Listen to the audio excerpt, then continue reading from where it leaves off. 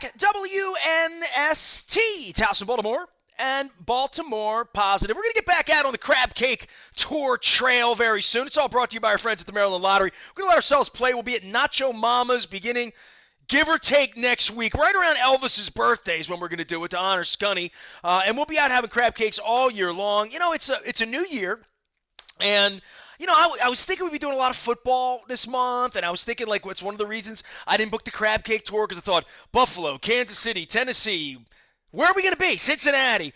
Instead, we're home and doing draft coverage for the next couple months on the football side. So I thought, you know what? I'm getting inbounded by lots of folks with New Year's ideas and messages. And this is a fella out on the other side of the world. When I read his bio, I said, dude drove tour buses in Alaska. Dude's been a bunch of places I haven't been. And if I was going to have such a great 2021 amidst COVID, doing 30 crab cakes in 30 days all over the great state of Maryland, and you know how much I love to travel in my sort of wanderlust heart, I thought it's a great guest to have on here to talk about managing anger and getting happier in 2022. Carew Papritz joins us now. Born in Yosemite National Park, and you can probably find him out writing books and novels and the Legacy Letters. But we're trying to get rid of anger here, Carew. Welcome in. Happy New Year to you. I'm happy. You know, I've got a wet drink. I got a cold beer at a reasonable price, and I'm staying home during this Omicron variant at this point. So I'm staying safe. How are you doing? Nestor, it's great to be on your show. Happy New Year, brother. Look at this. I'm in Baltimore, and I'm halfway across the country. This is cool. Now, where are you now? Give me a little story about yourself. If I meet you in it, because you're pretty complex. Like, to meet me, it's 30 seconds, sports guy, radio guy, blah, blah, blah, you know. But you've done a lot. I've never left Baltimore. I've been all over the world, but I never left here. Right. You have a nomadic spirit about you, I'd say, huh? Ooh, I like that. Nomadic.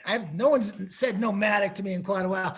I would have to say, someone was asking about that the other day, and they said, well, how do we describe you? And I said, you know what? I would say, well, adventurous. And I remember as a kid, when I was 14 years old, I made a vow to myself. I wanted to live the most adventurous life I could, whatever that would mean. Was it something you saw in a book? Was it like some Tom Sawyer thing? What was it? No, I think it was just this idea. Maybe it was the way I was brought up. I was brought up towards the mountains and around ranches, and my folks traveled a lot. I mean, we got out and camped and hiked and climbed and kayaked, so it was a lot of the outdoor life. But I think it was an extension of that, just sort of, how do I take on life to its fullest extent, even at that age? And that didn't mean a secure life by any stretch of the imagination. It just meant going, over the next ridge, to what I don't know what's going to happen there, but I'm going to go there as opposed to going backwards. Well, it's funny for me. At this point, I'm 53 now, and I talk a lot about food here because I think I do a lot of politics. I piss people off. I'm good at all of that. But like bringing people together, one of the things about the Crab Cake Tour was people say, well, you're going to get sick of crab cakes. You're going to have a crab cake every day. I said, nobody makes a crab cake the same way. Every single place has a different recipe. And I'm in Maryland. It's what we do around here, right? We're famous for it all over the world, the Chesapeake Bay. And food, and the food that comes with it, and the people I was going to meet on the Crab Cake Tour, one of the reasons to do it. But variety and the spice of life and seeing new things and trying new foods and eating a fruit you've never had or a vegetable you've never tried or eating it prepared in a different way. It's been fun watching the Anthony Bourdains or the Guy Fieri's or whatever that would be. And I know you have a Hollywood background in making films and making movies and making stars and all of that, but I think in sort of normal life, the one thing we all have a chance to do every single day is do something we haven't done before. Oh my gosh. And try something we haven't tried. Expand beyond wherever the boundary or we perceive our boundaries to be. And I think all of us, to get older, our boundaries change a little bit as far as what we're going to try, what we're not going to try, what's worth the trouble, what's not worth the trouble. Certainly during plague time. But you've talked a lot about anger and managing stress and finding joy, like dedicating your life to happiness, right? Yeah, I think, and where's the secret sauce in all this? And now you actually said it. It's with people. People have these amazing stories to tell you. And I guess maybe being a writer is of course, that's you listen to people all the time. But I find myself in a constant state of, well, as my son and wife like to say, oh my gosh, there goes Papa again. He's talking to somebody. So I have a feeling you're sort of in that same vein, that this is where you find a great deal of happiness and exploration and adventure, hearing people's stories. And I'll tell you what, if you're the type of person that opens up, guess what happens? You get as good as you get. So people will come back to you and open up in the same fashion, the same way. So I find a great deal of solace and happiness in finding other people and connecting with them. And I think in this day and age, when we're looking at all the division that goes on, we talk, oh my God, do we not talk about that till we can't throw up any longer? I mean, it's just like, we're divided, we're divided, we're divided. Hey, But we're very much alike. We very much have the yes. same wants, right? I Oh mean, my gosh. there's basic human things, I think, for all of us, and it's Bingo. become harder to talk to each other. And I know you've written about that. Tell me about Legacy Letters before I journey down some highway with you, because you've got this Hollywood background, but Legacy Letters is really what you're known for. Yeah, so the Legacy Letters was a book that I wrote while working on a ranch as a cowboy, so the soul cowboy. I actually, the quicker backstory is, I worked in the film industry, as in the feature films. I worked in the art department and whatnot, and I just found that the fast life, the bright lights of Hollywood, was sort of crowding in on me, and I didn't find much spiritual sustenance in it. So I started driving Well, around Los the Angeles West. can do that, right? I mean, Yeah, like yeah, literally, I've spent enough time in LA. I got a lot of friends that have gone out, come back, gone out again, stayed yeah, out. Rock that's it. stars, movie stars, people that want to surf. My uncle went out there in the '70s looking for the good life and like all Yeah. that. People do leave California. I never want. I used to say, you got the weather. What are you doing here in Baltimore? Like Peter Schmuck, the old baseball writer, came from Anaheim, and I'm like, what are you doing a life in Maryland when you could be in Southern California? Beach Boys wrote songs about that. But Yeah. I do think that you see more of that, and certainly you see the really rich people buying places in Montana and finding other places to literally get completely away from everything that Hollywood I would think that a life in Hollywood, like obviously last week we lost Betty White. They had to live that kind of life that long in Hollywood would be very difficult to do. Yeah, and I think you really have to have sort of not only a moral compass, but a compass that says, this is what's important to me, and not get swayed by everything. And I think part of the deal that for me was the golden handcuffs. You make a lot of money working in the film industry. It's a young man's game. Oh, it's fantastic. But I'll tell you what, after a while, you can see the writing on the wall. There's a lot of unhappy people, a lot of people getting divorced, a lot of people like, wow, this seems almost like a dead end job in effect. And so I ended up driving around the West. I found this, what I like to call a 3-bar town. It only had 3 bars in it, out in southern Arizona. And I asked for a job with this old cowboy. I said, what do you got for work? And he says, I got a fencing job, putting up a barbed wire fence. He goes, here you go. Here's the directions. I ended up out there in my pickup truck. And I'd written books before. It had been a number of years, but for some reason, being that alone and being in a place where you could not see a light to save your life except for the stars and the moon at night, no kidding, this idea popped into my head about a series of letters this father would write to his kids that he would never live to see. And these letters would become their practical, moral, and spiritual guidebook for them. And that's where the Legacy Letters was born. And after a Sort of a number of coat years, of arms, sort of. Yes. absolutely. Yep, that's it. Yeah. And when it came out, I was surprised at how far it went and how well it did. It won a bunch of awards, but not only that, it was the people's response to it.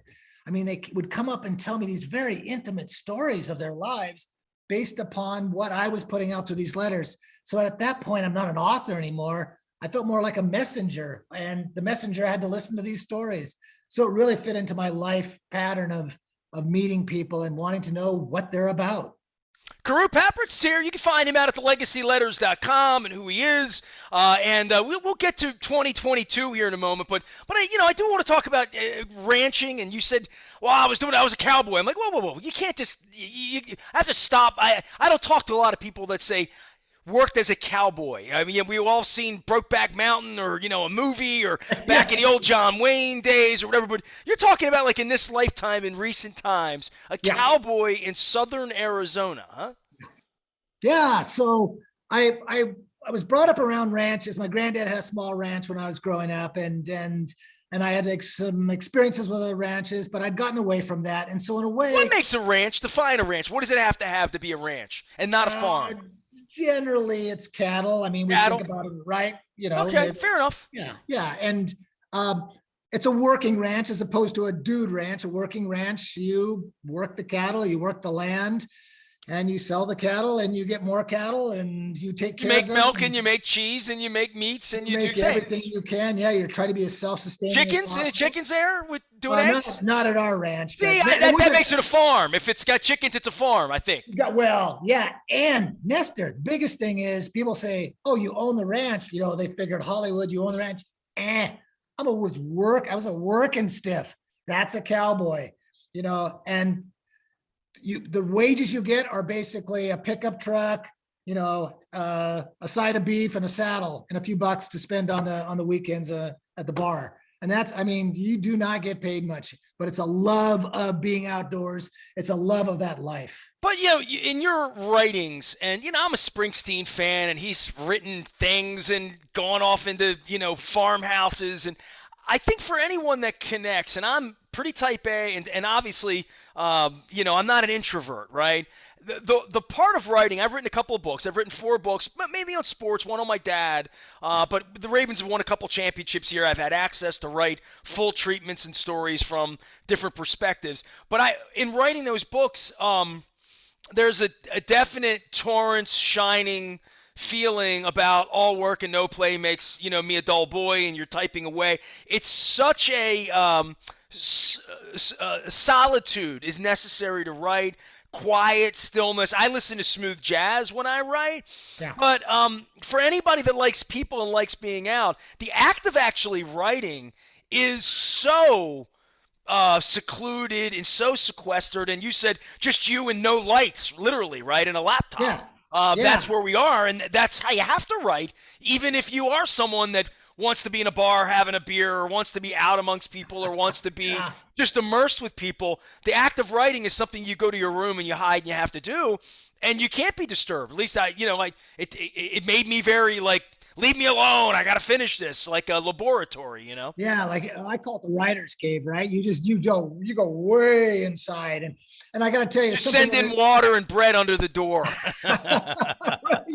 Hey, and Nestor, I want you to get this image. There was no laptop. I was writing by hand on the back of a pickup truck by lantern light. My only yellow legal paper, or like in a notebook? It was whatever I had. I think I had some yellow and white. I just wrote the first 100 pages like that. Well, all the best songs we've ever loved were written on a cocktail napkin on an airplane, right? Look at Springsteen all over the place, So yeah, totally that. But yeah, that's where you have to go. And I think I sort of call those my Walden Pond years, because definitely the amount of solitude, I wouldn't see people for weeks on end. I mean, can you imagine not seeing anybody for that amount of time? And it's what, I like to call it, it's my early midlife crisis. It's best to have them early. So I did it, and I did it in an incredible place, an incredible time in my life. And I'm glad I'm where I'm at now. But for that those number of years that I was doing that, it provided the ability for this book to come out, to be born. Let's talk about anger, and that's why I booked you on here. New Year's resolutions. This is a time of year where, I'm trying to get happier this year, making some moves, selling my condo sort of famously after 20 years, moving from downtown out to the suburbs, like fresh air, Times Square, little Green Acres thing going on. Change is here, right? I mean, I think the plague has changed everything and everybody, not just the economy, the politics of what's going on in the country, and there is a lot of rage. I think you feel it. You go out, you see it. I'm not a part of it, and it has made me. And I've talked to a lot of my guests and friends about this. that when I go out and see sort of ugliness in whatever way, things that I would say aren't kind, things that my mother would say that's not right, that's not the way you want to act, Yeah. and to see more of that, to find people when something comes across my desk, Carew, that says we want to sort of unprogram that, deprogram that, change that. I'm 53 years on the planet. I feel like I've lived through some stuff, but as an American with food on my table, and my father stood in bread lines in 1929 in Scranton, Pennsylvania. So I heard those stories as a child. That maybe we got it better than we think we have it, and maybe there's a way to think about that in a different way here in 2022 to find more happiness and less anger. Yeah, I agree. And I think that's,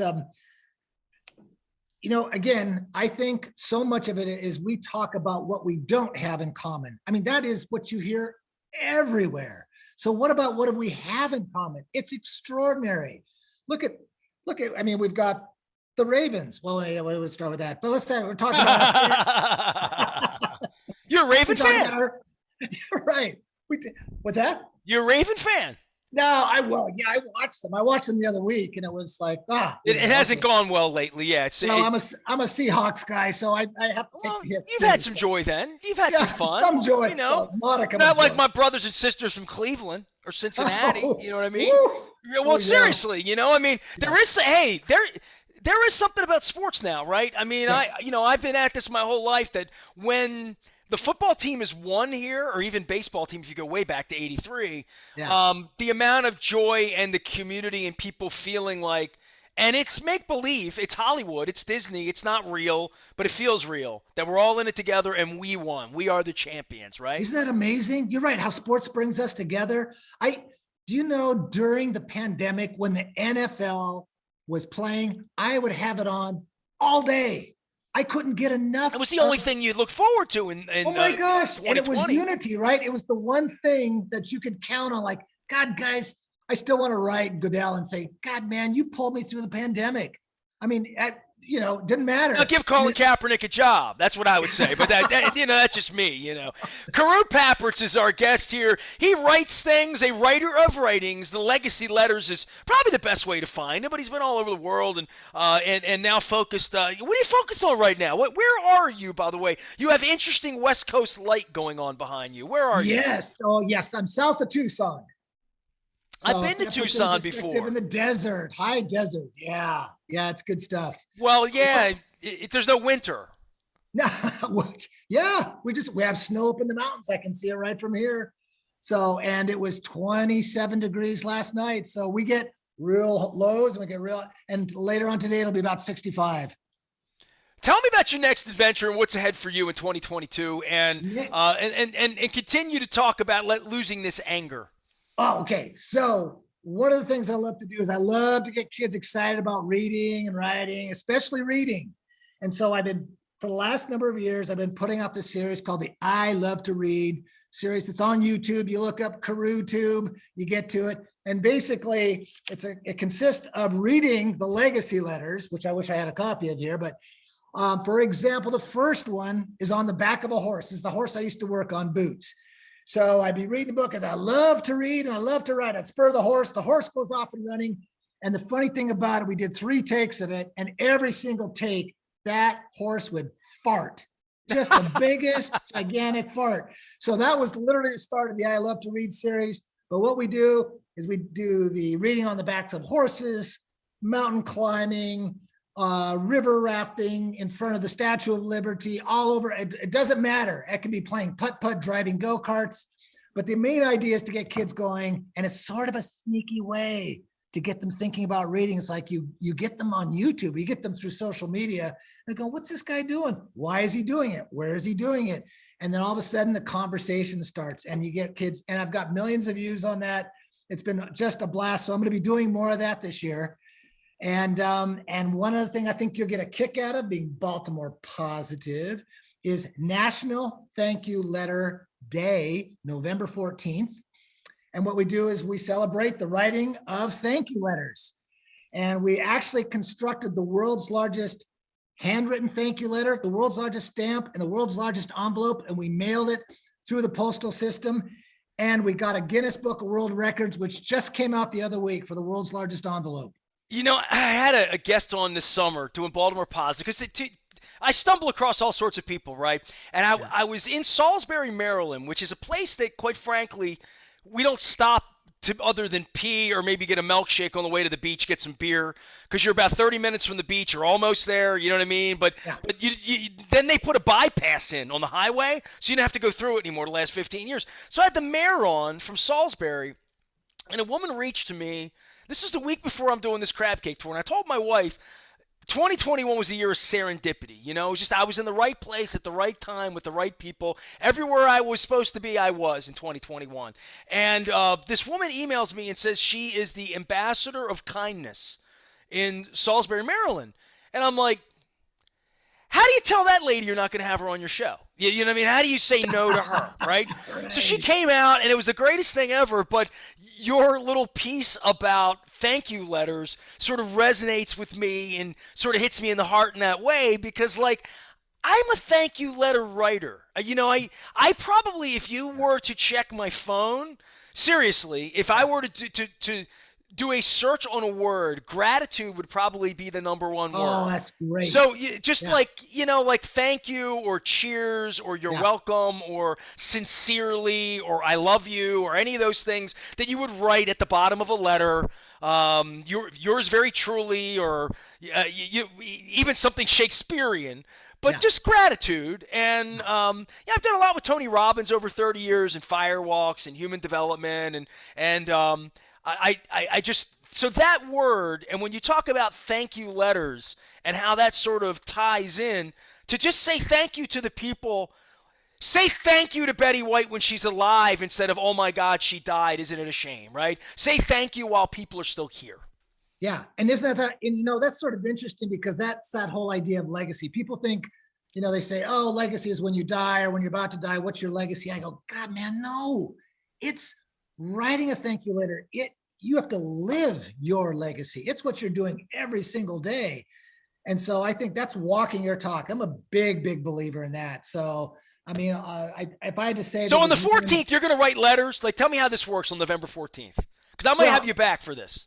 Well, yeah, no, this is great because we send this out to school kids all across the country. We get it to teachers and to parents. We just say, hey, find someone in your community, find a parent, find somebody in your family, whoever. Write a thank you letter to someone.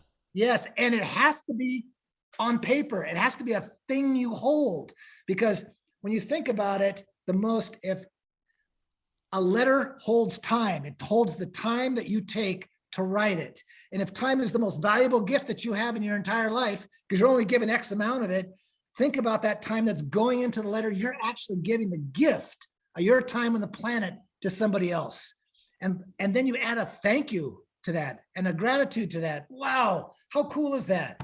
And people are always floored, especially now that it's a quote unquote dying art, right? Go, no, it's not dying to say thank. It's not dying out to be civil or to have civility toward each other, toward manners toward each other, not by any stretch. Is that old fashioned? No, that's timeless. That's a big deal. That's the big difference.